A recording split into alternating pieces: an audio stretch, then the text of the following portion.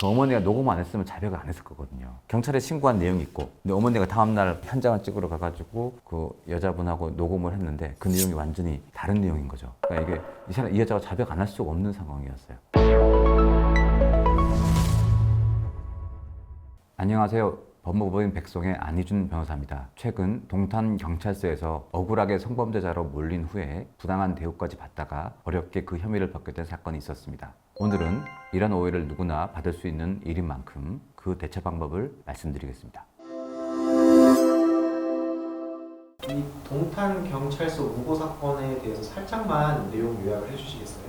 그 신고인 B는 헬스장 여자 화장실에서 추행을 당했다고 신고를 했습니다. B의 신고를 받은 수사관은 B의 진술과 CCTV를 확인해서 A군을 범인으로 특정했습니다. 수사관은 A군을 찾아가서 헬스장에 간 사실이 있는지를 물어본 후 A군이 맞다고 하니 A군이 여자 화장실에 가는 것이 CCTV로 확인되었다고 하면서 범인으로 간주하며 반말까지 하면서 수사가 진행되었습니다. 다행히 A군은 빠른 시기에 혐의를 벗고 억울함이 밝혀졌는데 결정적인 이유는 A군의 어머니가 우연히 B를 만나 신고와 다른 이야기를 하는 것을 녹음했고 그 녹음이 유튜브를 통해 공개되어 신고인의 신고 내용이 거짓인 것이 밝혀졌기 때문입니다. 또 A군이 수사관과 만나 이야기한 내용을 모두 녹음을 했고 화장실 출입구에서 찍힌 CCTV 영상이 있었기 때문에 경찰로부터 사과를 받고 B를 무고죄로 입건까지 할 수 있었습니다. 그러면 경찰한테 전화를 받게 되면 어떻게 해야 될까요? 현재 수사 시스템은 여러분이 누군가로부터 고소를 당하면 고소 내용이 그 자체로 말이 되지 않는 이상 피의자가 되고 또 신고를 당하면 특별한 사정이 없는 한 피해자가 될 가능성이 아주 높습니다. 죄의 경중을 가리지 않고 죄를 범한 피의자로 대우받을 수 있는 것입니다. 동탄경찰서 사건에서 경찰에서 사과하는 등 잘 해결될 수 있었던 이유는 수사관을 갑자기 만났을 때 그 A씨가 당시 상황을 녹음했고 A군 어머니도 신고녀 B의 말을 녹음했기 때문에 가능했던 것입니다. 만약 경찰서로부터 사건과 관련해서 갑작스러운 전화를 받거나 만나게 된다면 녹음을 하는 게 큰 도움이 됩니다. 어떤 분들은 녹음을 불법으로 잘못 알고 계신데 자신이 대화에 참여자라면 녹음은 불법이 아닙니다. 그럼 성범죄로 신고나 고소를 당하게 됐을 때 어떤 일을 해야 될까요? 제일 먼저 하는 일은 고소장에 대한 정보 공개 청구를 해야 합니다. 물론 신고도 정보 공개 청구를 하면 공개하는 경우가 있으므로 신고 내용을 일단 정보 공개 청구를 해야 합니다. 그리고 문제되는 일시 장소가 특정되면 그곳에 CCTV가 있는지부터 확인하시면 됩니다. CCTV 보관 기간은 통상 20일에서 30일 정도로 생각보다 길지 않아 신속하게 확인해야 합니다. CCTV를 찾았다면 CCTV 관리자에게 일단 사정을 얘기하고 볼 수 있는지 부탁드려보고 그게 안 된다면 보존을 부탁드리면서 수사기관에 압수수색을 요청해야 합니다. 만약 수사기관에서 움직이지 않는다면 증거 보존 신청을 하는 것도 가능합니다. 그럼 만약에 연인관계 있는 상태에서 성범죄로 고소를 당하게 됐을 때는 어떻게 대처를 해야 될까요? 일단 좋은 감정으로 만나다가 헤어진 경우 그 헤어지는 과정이 매끄럽지 않으면 그 전에 신체적 접촉을 성범죄로 고소나 신고하는 경우가 종종 있습니다. 사람의 감정은 언제든지 바뀔 수 있기 때문에 헤어질 수도 있지만 헤어질 때 서로 상처를 주지 않고 헤어지는 게 무엇보다 중요합니다. 헤어지며 상처를 받은 입장에서 사귈 때는 문제 없다고 생각한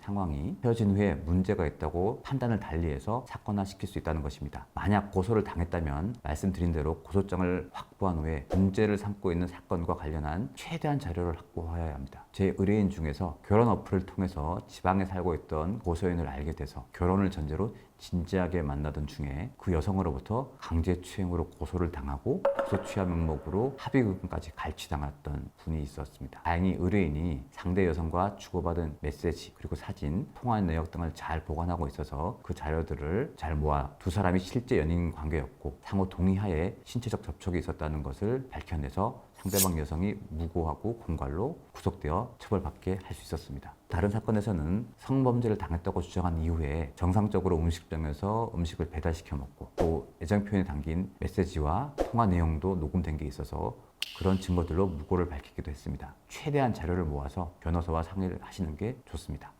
성범죄 수사는 기울어진 운동장이라는 말도 있던데요.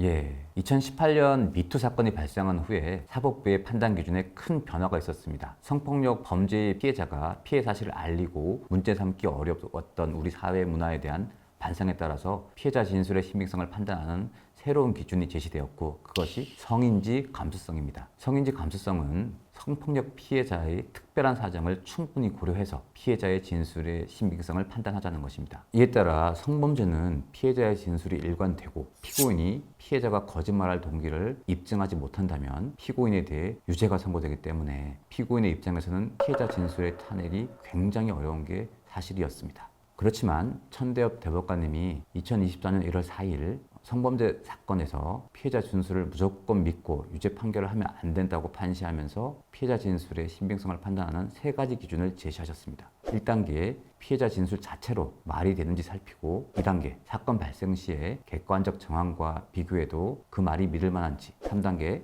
다른 경험칙이나 일반인들의 상식에 비추어 말이 되는지를 따져보아서 피해자 진술이 믿을만하면 믿자는 것이었습니다. 또 피해자 진술이 3단계 기준으로 보아서 믿을만하다고 하더라도 피고인 주장과 그 증거가 있어서 피고인 진술도 믿을만하다면 피해자 진술만 있는 경우에는 무죄 추정 원칙에 따라서 무죄를 선고해야 한다는 것입니다. 천대엽 대법관님의 판결이 전원 합의체로 기존 판결을 변경한 것은 아니지만 이 판결이 선고된 이후에 많은 성범죄 사건에서 이 판결을 인용하면서 무죄를 선고하고 있습니다. 성범죄와 관련된 분들은 여러분들의 사건이 이 천대엽 대법관님의 판결로 다른 판단을 받을 수 있는지 꼭 검토해 보시기 바랍니다.